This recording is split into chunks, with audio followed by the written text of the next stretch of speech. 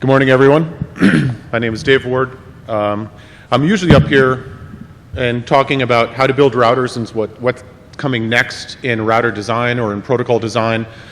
But instead, I decided to take an opportunity today to talk about a general trend that's going on in networking, and it's really about programmable networking. And there's a lot of shiny objects that can really distract you or potentially even confuse you when trying to understand what's going on with all the different mechanisms that are available for programmable networking and the information that's available in the network.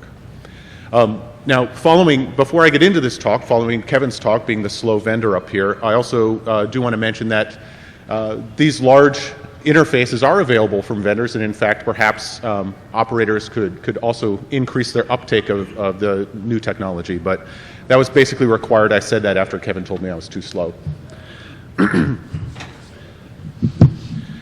All right, so let's jump into this talk. So the talk is named Programmable Networking is Safe for Work. And that's really because there is a very large trend, as I just mentioned, in a number of different interfaces that are available for application developers to actually fundamentally get information from your network as well as program devices on the network.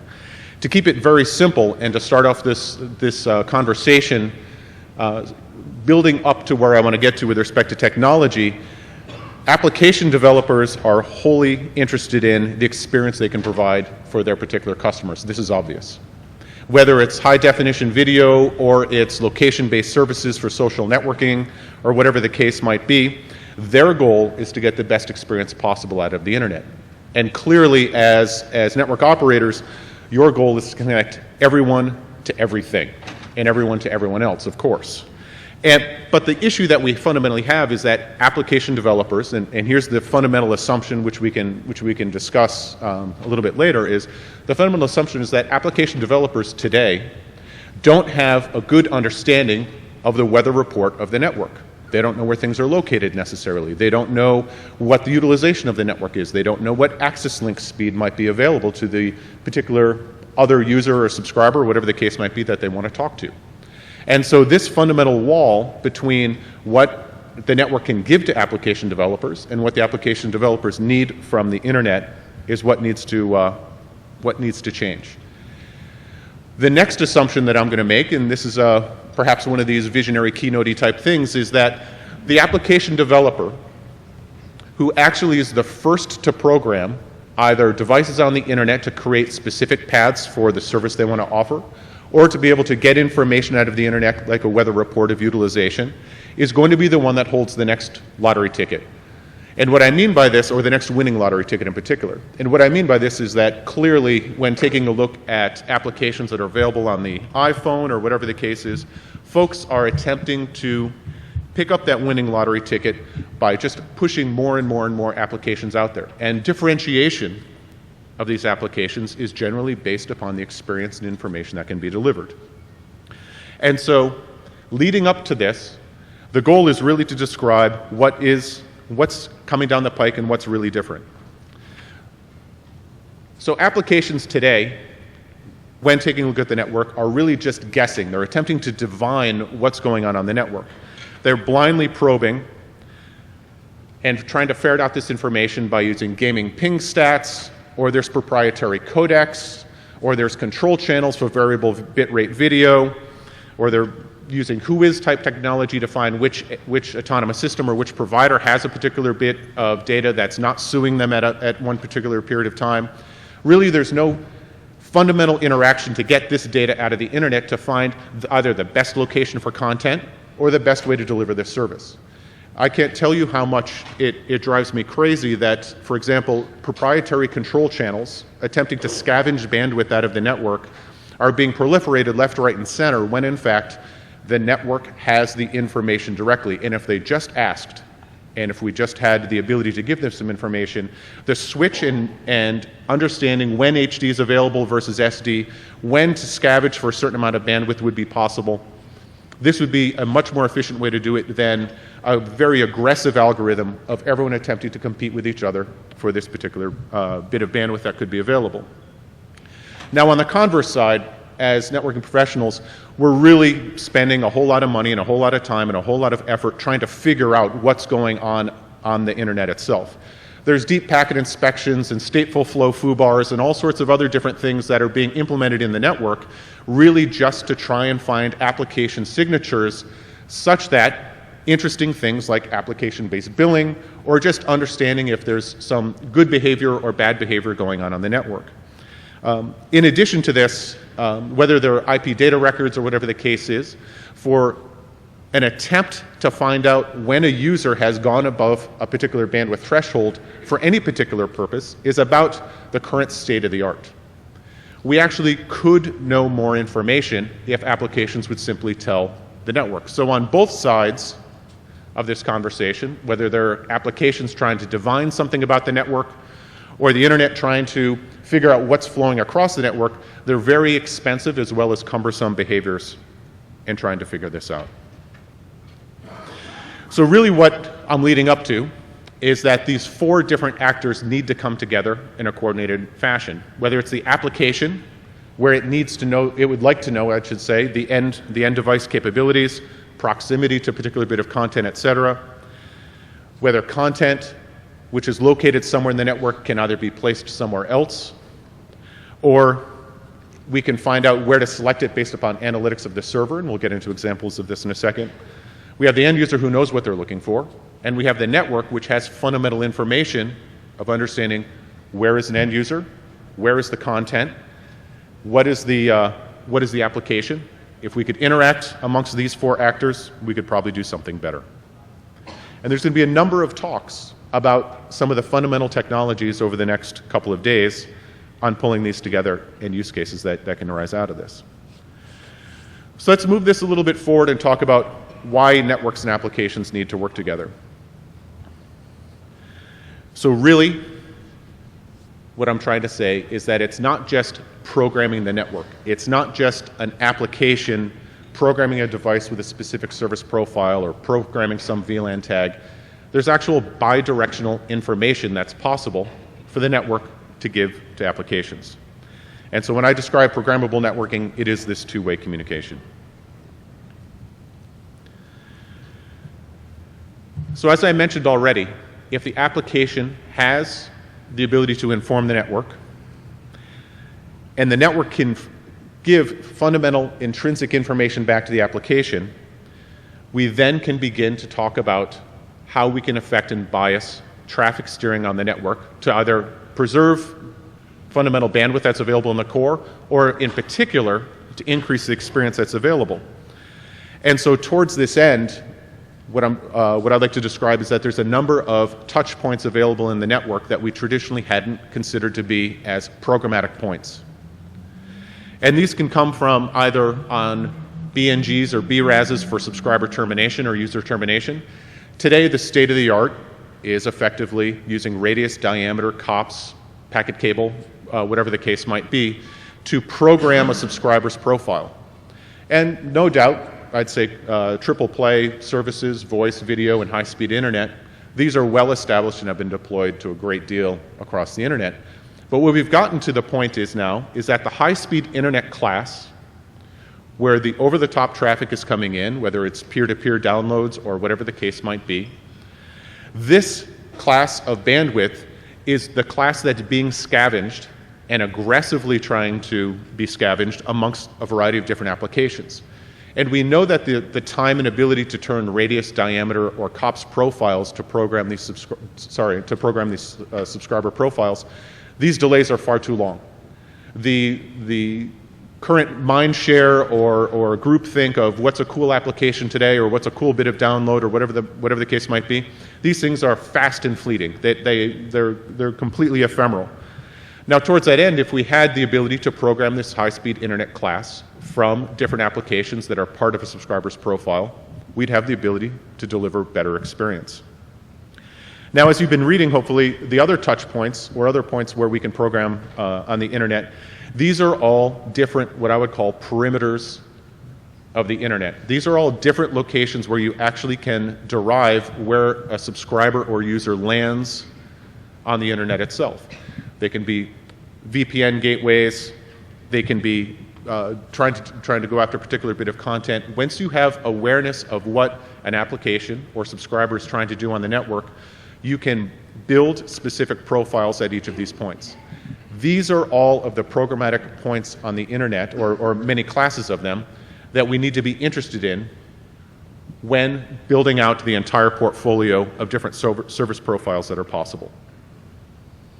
And we'll come back and we'll touch on some of these with some actual use cases. So what's possible?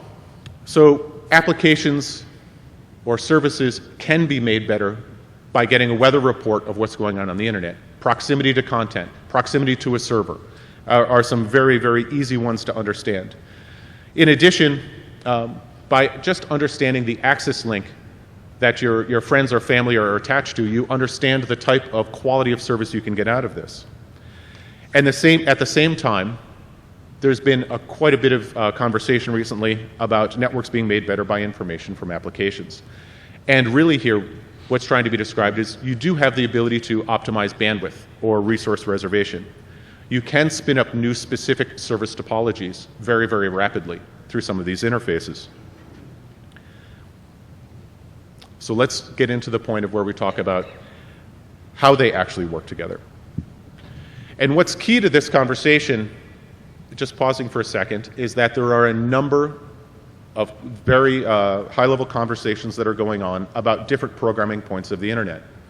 And all of them appear potentially to be solving a large number of problems, and they all appear to be solving all problems on the planet. Whether it's virtualizing data centers, whether it's virtualizing data centers, whether it's building the service profiles for subscribers, whether it's populating content caches.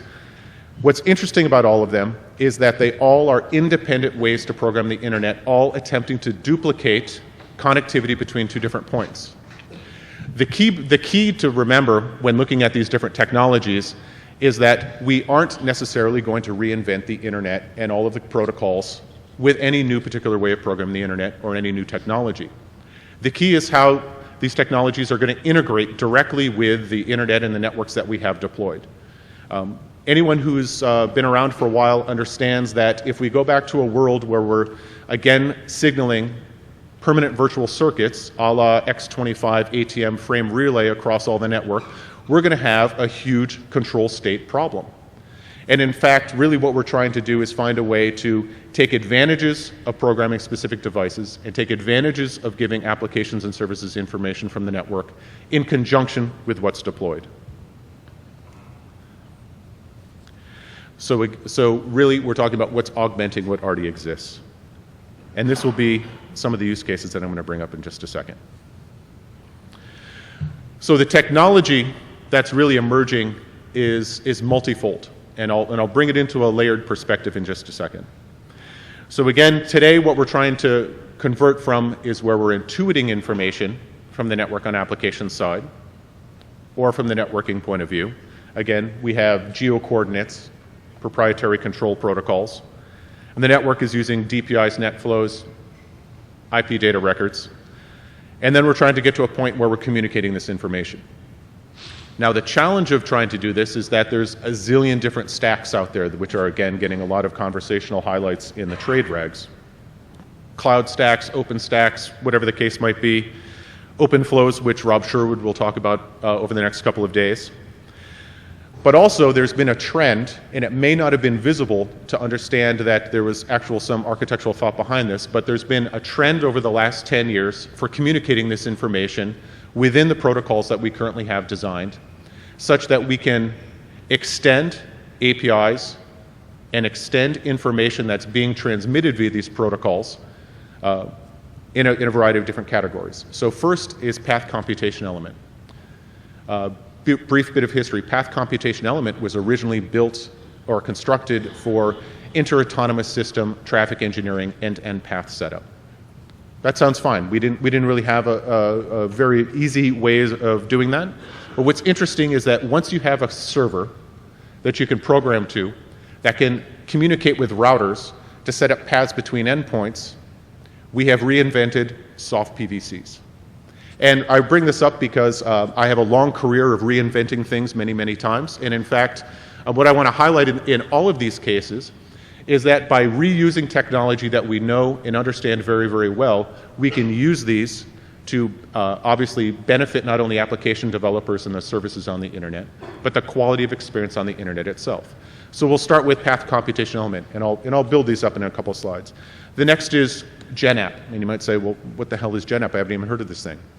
So what generic application extensions to the IGPs are, is the ability to pass application information or application server information within an interior gateway protocol like ISIS or OSPF. Now you say, oh, for the love of God, the last thing we need to do is overload these routing protocols with more crap. And thanks, Dave, for reinventing that one. Well, there's good news. I didn't necessarily invent it or it wasn't invented to necessarily be transmitted directly with the routing information. We learned some lessons and we realized that in some cases we need to disseminate information via flooding protocol. OSPF and ISIS are very good at disseminating information. But we don't want this to be passed with the routing information. We know that we want routing to converge faster than we necessarily want application data to be sent. So there's been, over the number of years, there's been inventions of multi-instance of these interior gateway protocols, and now there's the ability to pass generic application information. So now if you wanted to, for example, say that you have a NAT, a firewall, or some kind, or a DPI service at a particular location, you can pass this without fundamentally decreasing fundamentally increasing router convergence or decreasing performance on the internet. Moving through some of these others that we'll talk about, and I'll talk about in a little bit more detail, which is ALTO, the application layer traffic optimization protocol. We'll hold this for a second, but really the point is that over the last couple of years, folks have been trying to build protocols that we can begin to signal and communicate the best location via proximity of a user or application to that particular service. And then the last one, which is just recently emerging, is BGP with traffic engineering extensions. And once again, I recommend you to remain calm when I talk about putting more information into BGP, because that generally gets people upset. Again, we have realized that it's possible to pass information in BGP without using the same peering session that's passing routing information. BGP can also be multi-instance. Now also, the next thing that generally gets people upset is we're talking about traffic engineering in BGP, and they say, for the love of God, we don't need to be able to signal traffic engineered paths with BGP.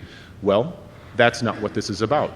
This is merely about passing interior gateway topology information and traffic engineering information in a BGP container across a normal operational control plane like route reflection servers, such that you have full view of a piece of a POP or the entire topology available via one control mechanism.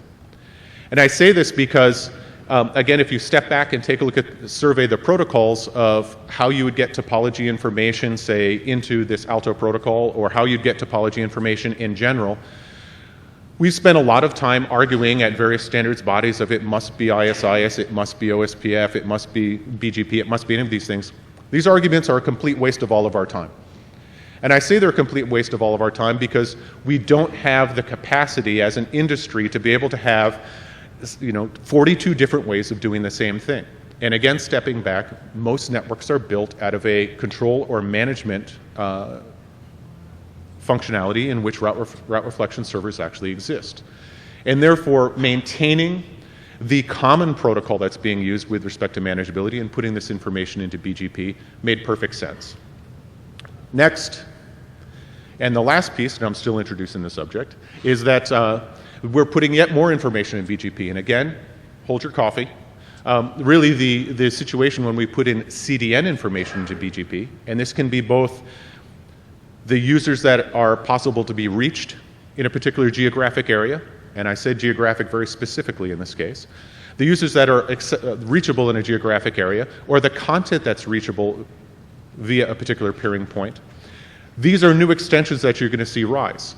So tying this all back to what we want to be able to do with programmable networks, we have fundamental protocol building blocks to pass information up to applications via common pathways using our protocols, yet not affecting routing. And we have well-known perimeter points at which we can actually now program service profiles, program paths across the network, and fundamentally bias the service and experience we're going to get across the network. The key is how to do this without breaking the system. And I know I asked you to hold your coffee several times already this morning, but really my story that I'm trying to tell you today is that we in fact can do this without breaking the entire internet and causing our routing peering sessions to go down and causing fundamental crashing left, right, and center if we're worried about the fragility of our particular protocols. So what I've built up from the bottom in this particular slide are the network APIs. This is what your vendor is going to be building out of into the system. And really they come from fundamental constructs of what's available in routing protocols, as well as fundamental constructs of programmatic interfaces that currently exist into these perimeter points. So I already alluded to the fact that one of the perimeter points of subscriber termination is using radius and diameter. Radius and diameter, just summarizing quickly, has inside the device been abstracted to a single common communication channel between the control plane and the forwarding plane of the router. This has basically been done ubiquitously across all vendors.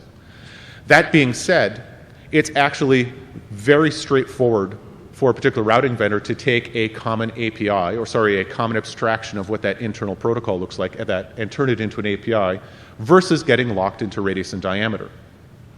Same thing goes for these other bits of technology. Now what's interesting about this is frequently you can get confused to think that an application developer is going to be writing directly to these APIs that are on the router themselves, and that isn't the story that I want to tell.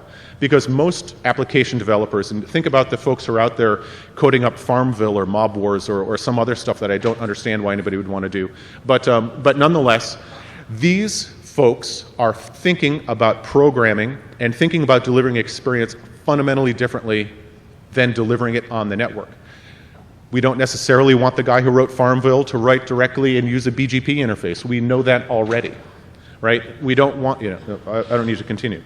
What they're going to see instead are orchestration platforms that are on top of these networking APIs. Our goal as networking operators and professionals is to get this information out and available onto these orchestration platforms that the application developer who's building the next video service that wants to run over HD using variable bitrate video, or the next MLB.com, and this isn't a pitch for them, or the next Farmville on steroids, they are going to be right into that orchestration platform. They're going to be coming to you and saying, I would like to run this over your network, and you would like to have business with them to deliver it with the best experience possible. So they're going to see these orchestration platforms. They're going to see the weather report and proximity information on the network via real-time topology information and real-time utilization information. Towards this end, again, we've talked about proximity information, we've talked about taking TE information. Just a quick digression, with respect to traffic engineering information, this may be a shock, but we've reached the point where there are new attributes that are going to be passed that include things like delay. Now, I've been around for a little bit, and I understand the issues of doing delay-based routing with respect to what happened in ARPANET many, many years ago. But the mere fact that we are not passing delay constant associated with our paths, not necessarily using it for active or even protection path backup, but the fact that we aren't using it at all in our calculations, the time has come where we need to be able to talk about this again, and these variables need to come back.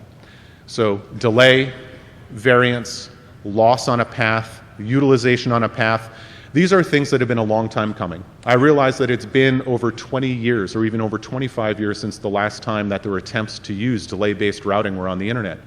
But we do not need to take the same approach and technique that was taken 25 years ago.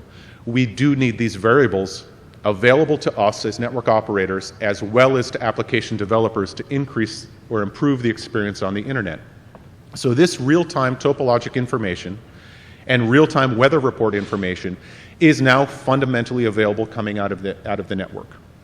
But again, let's make sure the Farmville guys who are coding this stuff up, those frat boys, are only coding to the orchestration platform and not touching the routers themselves. We've already talked about steering traffic and building soft PVCs up through path computation element. And Rob will be talking about OpenFlow in a little bit.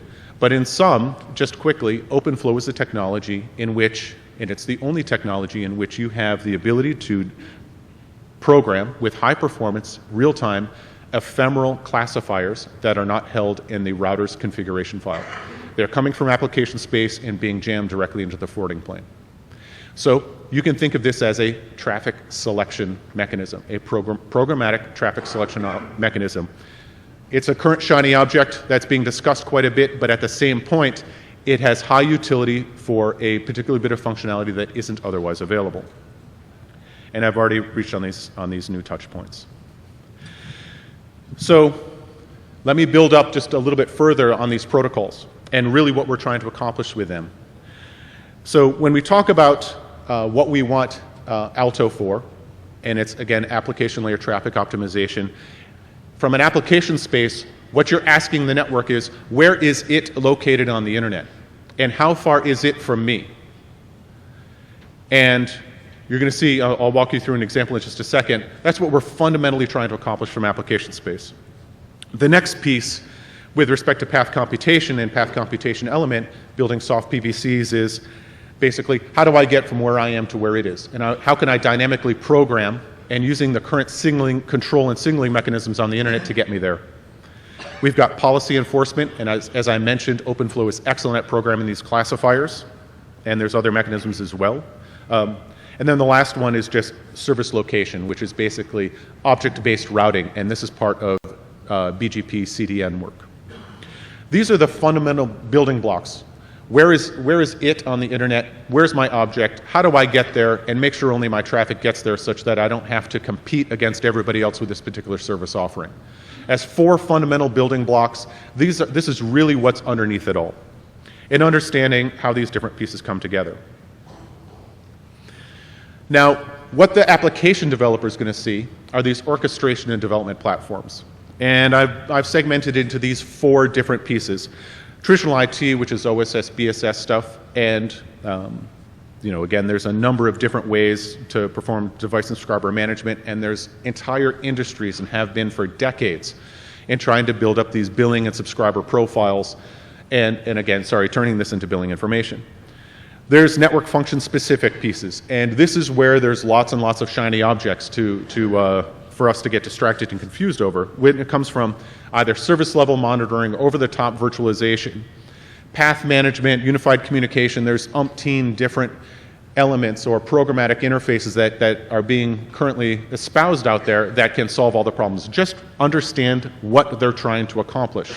And they're trying to accomplish network function specific tasks.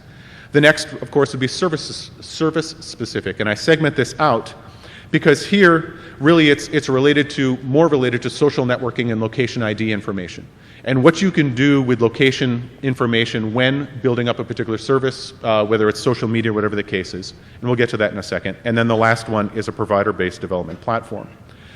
So looking at these 4, OSS, BSS, network functions, service functions, and provider-based platforms are the main categories that I'll use in my use cases. So these provider-based platforms, what becomes very, very interesting about these, and being from California, on the peninsula, south of San Francisco, these are several of the operators that currently have application innovation centers being built or currently working on the peninsula themselves. Now, what's interesting about this, and the reason why these large telcos and MSOs are doing this, is kind of obvious. They want to capture some of this iTunes and application frenzy that's out there. It appears to be just giant, bagfuls of cash that are available. There are, and that's good, and that's a perfectly fine reason to go after the business. But what I've tried to build up in this conversation is that these telcos and MSOs and every network actually has information that will fundamentally make these applications better than a simple over-the-top based service. And if if the folks coding to Farmville switch from coding to, say, a Facebook platform, and this is nothing against Facebook, so remain calm again, and switch over to these development platforms, the point I'm trying to make is that they automatically reach half of the world's population and 2/3 of the world's GDP. There is a whole lot of potential here for programmatic networks, and there's a whole lot of potential for these applications to really hit it big if they can provide a better service than was done just straight over the top, competing in an aggressive scavenging mechanism as is otherwise done. So let me give you a couple of examples, and we'll walk through some of these use cases. They're pretty straightforward, meaning that I think we've heard about them quite a bit. Whether it's content and service routing, whether it's locating the best content or populating caches, map reduce stuff, which is done to great scale by the search companies, network operations, whether it's VM mobility, storage, I/O, et cetera, cloud bursting. So let's walk through a few of these. But before we hit these direct examples, I'm going to tie together this technology such that you can understand how it's being used in these use cases. And tying together this technology is a combination of a few of these programmatic techniques. So what I'm trying to describe is that if I know that Dave and I want to communicate, and I'm in California and he's in Oregon, and we want to build a specific communication channel, I need to know where Dave is in Oregon, and I want to build a particular path to get there, and let's say I'm going to use traffic engineering. But what's interesting, of course, is that once I've built that traffic engineering path, any of my data or any of the data around me could potentially use that path to get to Dave. But if I program classifiers in front of that such that my specific service or my specific service that I want to work out with Dave is all that will traverse this particular tunnel, and we've reserved a certain amount of bandwidth, we now have, instead of having a traffic engineered path, coined as a service engineered path. And really what this comes down to is my application that's building the service can set up the soft PVC or set up the path between Dave and I, can program the specific admit deny criteria, and my service has a certain amount of reserved bandwidth, a certain experience that I'm going to have between Dave and myself. So by building up a couple of these common building blocks, or using a couple of these common building blocks, we can actually easily create something new and better than what we had in the past. So towards this end, one example is what can you do with this technology? You can basically attempt to build pools of service applications or service appliances. Now today, taking a look at edge routers, I'd say the average is somewhere between 13 and 20 different service appliances that currently surround subscriber terminating edge routers.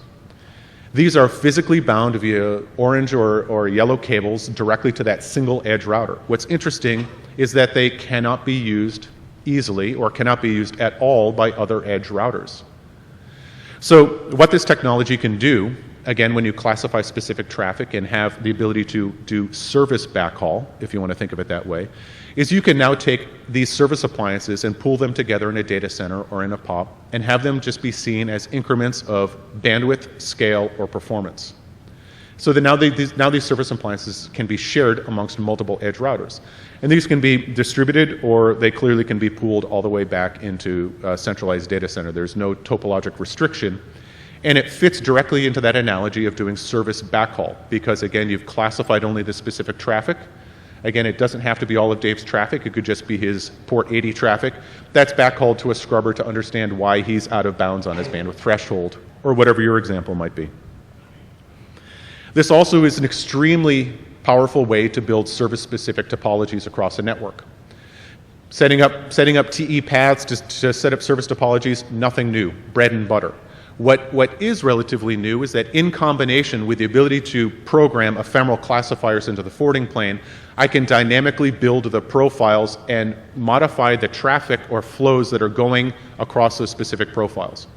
It's not bound to some multi-week, multi-month, multi-year deployment of some particular new service. Instead, this can be extremely rapid. I mentioned also for content request routing, and I'll build this up through a really clear example, hopefully. So really what we're trying to do is have a user query the network, where is the best place to get my content? And that's what this Alto server is actually building, or is actually based upon. It can give network proximity. It can do a reverse SPF to a particular user to understand where they're located on the network. We can build in network server load congestion, et cetera. And for that content routing request, you can get the best answer to deliver the best experience. So let me show you how this basically works. Assume that there's 3 users, whatever the case might be, New York, London, and Paris, and there's 3 data centers. Chicago, London, and Amsterdam. The user's simply saying, or application saying, where do I go get this data? And they're going to go use DNS or a web plugin. That web plugin or behind the DNS actually would be this application layer traffic optimization server that says, where are you? Where's the content? Let's use the shortest path to get there. We'll add in a little bit on network utilization as well. In combination, because the service or application is going to a particular media center or media server, those media servers can reply back saying, here's my load, here's the number of connections I have, here's the amount of bandwidth that I have available to pump out. And the union of these two pieces of data, the network information, proximity information and weather report, as well as the media server load, can be constructed and built into the best answer. And so you're going to get per site, whether you're New York, London, or Paris, per site, based upon your view of the network and where you're located, the best media server to go to. And in this particular case, New York is supposed to go to Chicago. Now, being from Minneapolis, Chicago is rarely the right answer, but in this example it is. Somebody's listening, good. Okay, so towards this end, I'm just going to skip over and basically show that media servers can use thresholds like load and number of connections to divert traffic in real time. And really what that means is that Alto will direct the traffic the best based upon network proximity, up-down status and congestion, and the media server will override with respect to how the load is on the media server. The next example, which is again relatively straightforward, in particular if you have a video service and you need to either deliver that content to caches or distribute data, or the other easy case to understand is a data center backup, when you have to move 10 terabytes of data long distance over the WAN, and you have a necessarily constrained WAN bandwidth where you can't place 10 terabytes at any time of the day or at any particular location.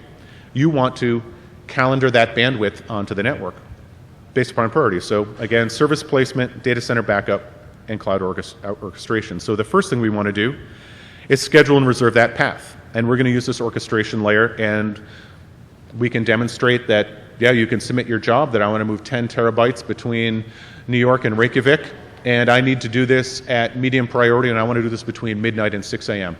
European time, or whatever the case might be.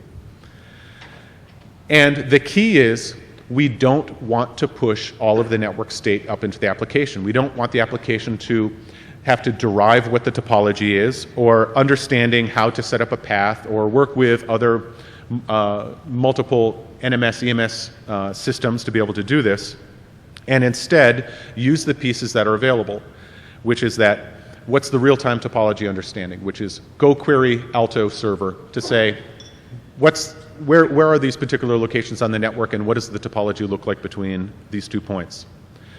We want to be able to set up this path, again, only between 12 and 6, so we'll use a soft PVC mechanism. And the application will program the two endpoints and say, build me a path. Off we go. We're going to then make sure that only specific data is traversing that path, and we'll use OpenFlow to be able to program that. The application developer actually would not see any of that. They would just say, I want to send this traffic between these 2 points, and a priority. And you as an operator would be the one who would be managing those particular priorities, knowing that these APIs are underneath. Now, also towards this end, the key is that as an operator, you want to be able to affect the algorithm that's used to place this bandwidth. It could be a water filling algorithm where it's just, put it on there where it fits, and the other one, of course, could be bin packing, which is I want the ability to push traffic away from these particular paths to be able to load it in a loop-free path that meets my SLA or my delay guarantees for this particular backup. That's the intersection of the two. You've got the network APIs that are being exposed to this development platform. The application developer is doing what they do, which is just, look, I need to back up my data. I don't want to worry about this topology stuff. You meet at the two, and you can control how that bandwidth is going to be placed on the network. Cloud bursting is the next really popular topic, really popular use case in this particular part of the industry. And really what the whole goal of cloud bursting is that I'm a private enterprise, I need some more compute or storage. I don't have it available in my data center. I think I'm going to go grab some out of EC2 or Azure or whatever the case is real quickly, and I'm going to finish up my computation and off I go. This is the most common use case used by the OpenFlow folks, and it works really, really well. And really what it is how to extend an L2 domain from my data center to a remote data center at a particular point in time. And I'll save some more for Rob. The last example I want to give is social networking. And cheekily I call it today's wheel of misfortune, because in social networking and location ID, which is a massive topic going on in trade rags right now, is all the services you can do on location ID information. And what's interesting is that there's a number of categories that end up trying to use this information, from gaming through social stuff, advertising, of course, and commerce, people trying to inject coupons onto your mobile phone and all the rest of it. But what's really interesting to me is that there's an untapped mine of information that's in the network that folks aren't using to be able to build better location-based services. Really, really straightforward stuff. Am I on a laptop at Nanog, or am I on my mobile phone walking around about town? If you knew the difference between the access technology of who you want to communicate with, you could deliver a better service and better experience. This giving information about the access link out of the network is bread and butter of what we know and what we can do. And then the rest of these other bits of information that perhaps you're reading. What are the capabilities of that device and network? What's the proximity to some cache or server that this service may be using as a third party? These types of things, again, are bread and butter of what we can understand out of the network. As well as bandwidth and billing profiles. Am I close to my limit? Do I want to build that information into the service? As a network operator, by giving this information available to these application platforms, you can fundamentally bias how they're going to be built onto your network. If we continue down the path that we are today, which is that there's no information coming out of the network, then there's absolutely no way that you will give them the ability to affect their experience, or you will have the ability to control what that application is doing on the network itself. What I find really interesting is that the three fundamental architectures that are being used for location-based services, which is either you're above the topology like a looped or Foursquare type service, or you're visualizing the topology like Navtech, or you're below the topology and trying to build location-based services into an operating system like Android or iOS. These are relatively simplistic and very, very basic understandings of the topology. All you have the ability to do is say, I'm here. And you can do this through active broadcast, and an active broadcast of where you are is by checking in. And yeah, it's kind of fun to know who's in a restaurant. But again, these coordinates, these GSM coordinates, give you information of how to drive to your buddy who's in the nearby restaurant. It doesn't give you any information about the quality of service or experience that you could have with them. I don't fundamentally understand why navigational coordinates are a fundamental interest to location-based ID, except the fact it's the only information about the topology that an operating system on a mobile phone actually has access to. And so if we increase the information that that operating system had, then I believe that we could build a much, much more interesting and rich service delivery experience. So towards that end, the information that's bread and butter that exists in the network today that's possible to be given out is, you're here. You have this access technology. You have this capability. The network has this utilization associated with it. And here's that service profile. And these are the things around you. It's content, resources, places, people, and their capabilities as well. And so I think we can get beyond the basic fundamentals of how geolocation-based services are being done, and we can improve upon it. So what did I just say? Basically, there is an architecture of what's being built and what's being designed of information that's coming out of the topology and the network APIs that are emerging out of our routers, switches, and routing protocols, et cetera. These are being plugged into development platforms. Large PTTs, MSOs are all over this, as we already discussed. And there's a lot to be gained, a lot of people that can be reached, and a lot of potential revenue that can be garnered. Also, what's important is that this is a critical period in which it's selected how this information is going to get out and how fast it's going to get out. It's very, very challenging to overcome the over-the-top issues that may exist with respect to bandwidth scavenging on the network. This is one of those techniques, which is to realize that the network can give out information that an application can use to make it better. And an application that you can control can program the network to deliver a higher quality service. So towards that end, I'll finish at this point with just a few minutes left if there's any questions, but thank you very much.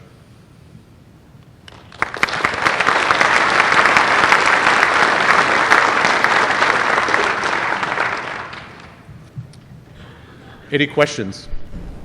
Any questions about 100 gig interfaces? There you go. I'll repeat if that helps. Hello. Go ahead. You're on. Valencius, Georgia Tech. Thank you for your talk. Very interesting.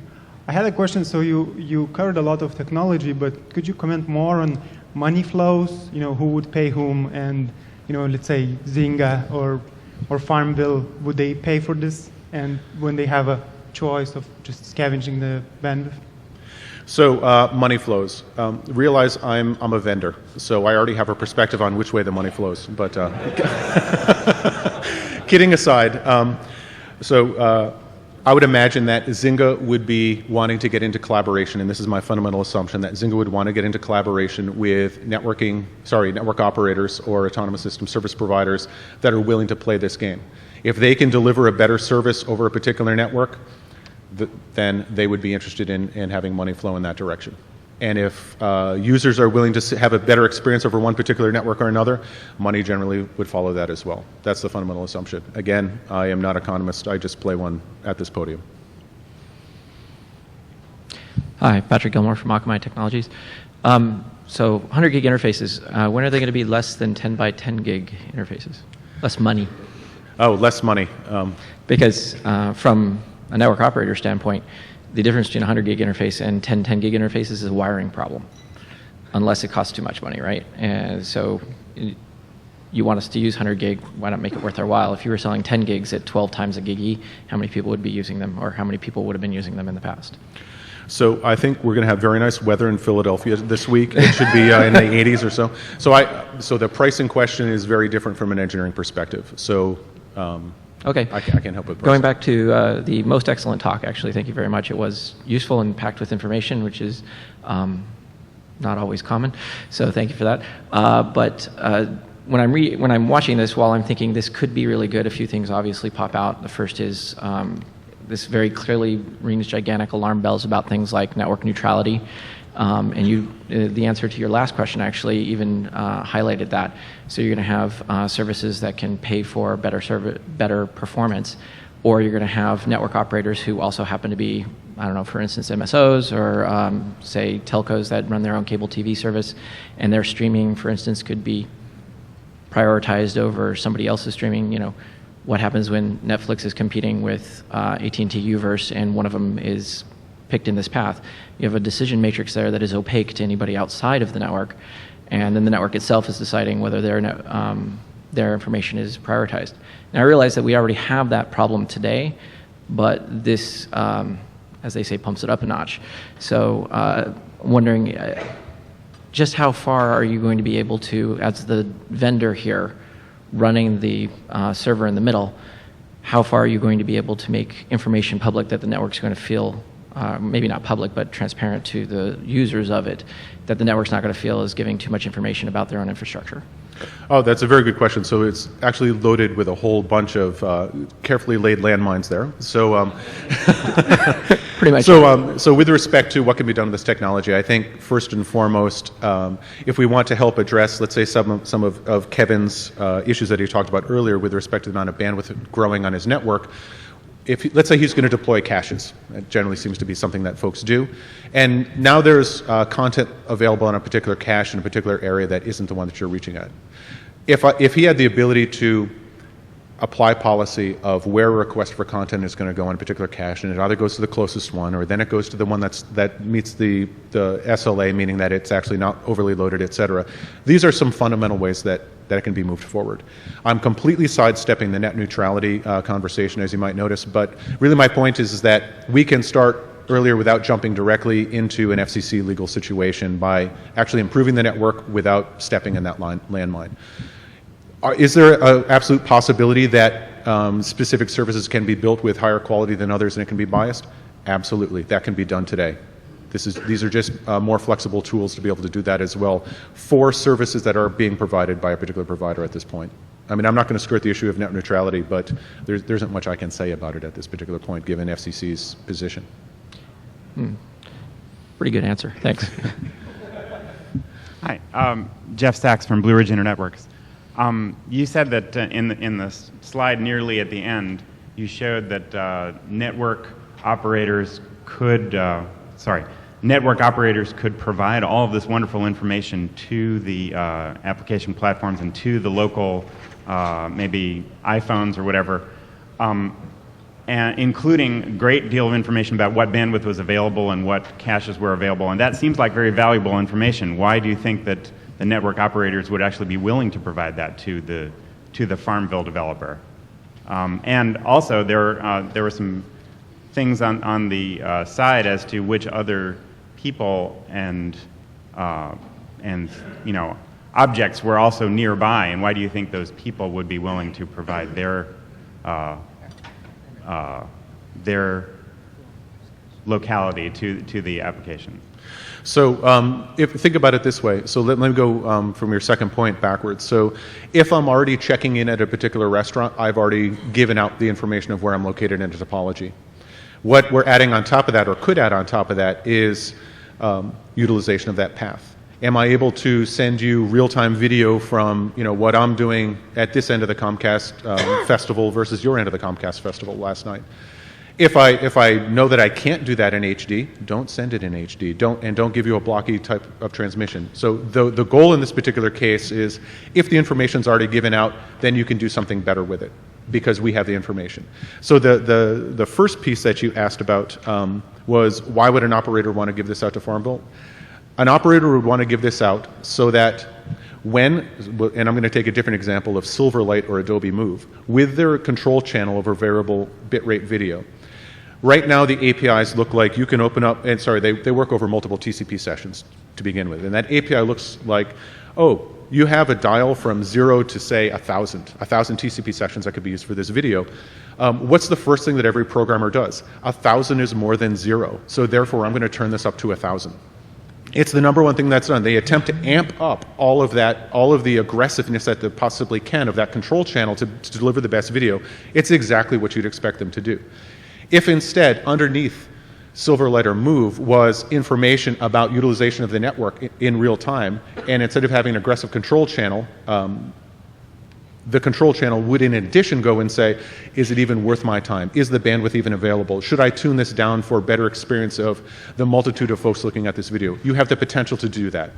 So why would an operator want to do that? They would want to do that to, again, deliver the best experience over their network, as well as dampen the aggressive nature of the current algorithms that are out there trying to scavenge bandwidth or scavenge information or derive information. I hope that made sense. How many more questions can I take?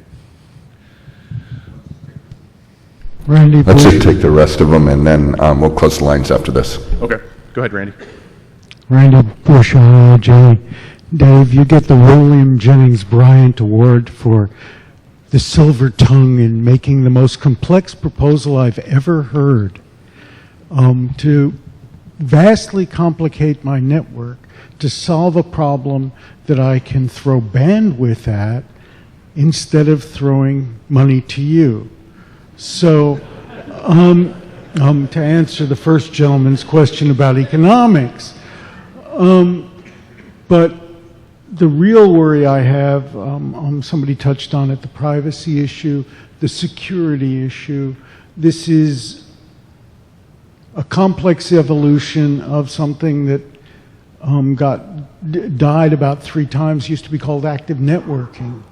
And those things, and wondering, and they all died on the security vine, and wondering, that seemed to be kind of missing here, the security, privacy, the network neutrality issues are in a sense part of that, et cetera. And when I don't hear it, I worry that you're going to paint it on afterwards, and we know how well that works with security, instead of seeing it at the base of the architecture. So, William, would you spin the silver tongue on security? Again, we're going to have wonderful weather here this week in Philadelphia. So the security issue, I don't think I've fundamentally, first of all, obviously I didn't fundamentally address it. There is no doubt about that. Randy and others are correct. I also didn't, I believe, mention anything that isn't already done or isn't already known. In particular, when I take a look at how networks are trying to become aware of application space and the deep packet foo-bars and stateful flow nonsense and all this other stuff that's out there and deployed, the aspect of security and privacy in particular, and I'll focus on that one, is a problem that I'm completely sidestepping. And I'm completely sidestepping because what I'm trying to do is potentially remove all of the deep packet foo-bars, et cetera, and instead, if an application does want to put something on a particular network, they can at least interact with the network at this point. So I don't want to completely silver-tongue this, Randy, and basically say I'm either punting or I'm doing something otherwise, but if I can remove the full peeking and poking into all flows and all information that currently is the only way to derive this information from a network point of view and open this up for active communication to go back and forth, I'd actually say it's at least a opt-in proposal versus a what is somebody scavenging about all my flows. Sue. Yeah. I'll get so, Sue Harris, longtime VGP or Huawei. So, Dave, when we did Network 2, we were looking at some of this, and you didn't necessarily like this. You poo-pooed it quite a bit while we were doing application-specific networking. When you were routing AD, you didn't exactly like PCE. I know because I work with some of the guys. You proposed some other things. I'm looking on the positive. What's changed your mind? What new revelation have you gotten? Did it come from SDOs? Did it come from customers? What caused you to take a switch from your previous position? Cheekily, I'll say that the bolts in my neck that I had at Cisco are now out, but no, I tease my friends. So anyways, we all learn. Now, if you remember what PCE, and I touched on this a bit, was originally set up to do, and it was a quick and dirty hack of BGP to pass some information around. I'm using the constructs of that technology, or advocating the constructs of that technology, to reinvent soft PVCs between endpoints within an autonomous system. So I'd say that over time, we all learn, and we all learn how to use what's available towards hopefully building a better internet. I can't say anything else, Sue. I didn't destroy it. I didn't attempt to take down a number of things, but I certainly wasn't an advocate of what they were being used for originally. Over here. Brett Watson, New Star. I was surprised that you didn't, I had the same question Randy had about security, and you didn't mention IFMAP, which Juniper participates in the development. Do you see that playing a role in this architecture? Yeah, absolutely. So if I was to look at what was going on a VPN gateway, an enterprise VPN gateway, these VPN gateways have IFMAP information, and IFMAP is just a generic way to spew lots and lots of information about a particular session in the applications traversing that tunnel to that security gateway. What's interesting in the way I consider this data coming out of that gateway is really telemetry data. It tells me who the subscriber is, it tells me what device they're on, what OS they're running, the capabilities of that device, and the application or service profile that that user has traversing that particular secure tunnel.